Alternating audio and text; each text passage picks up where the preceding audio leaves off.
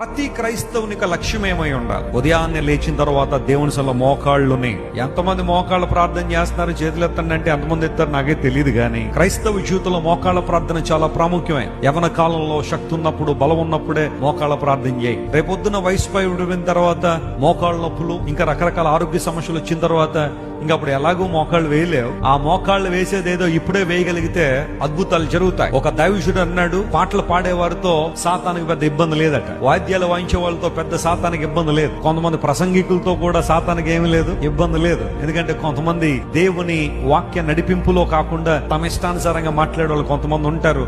అలాంటి వాళ్ళ వల్ల కూడా సాతానికి ఇబ్బంది లేదు. గాని మోకాళ్ళ ప్రార్థన చేసే వాళ్ళంటే సాతానుకు చాలా భయం అన్నాడు. ఎందుకోసం తెలుసా? నువ్వు మోకాళ్ళు వేయగలిగితే అపవాది రాజ్యాన్ని కంపింప చేయగలవు. స్తోత్రం చెప్పండి. హల్లెలూయా. You will shake the kingdom of the enemy or the devil when you kneel down in the presence of God.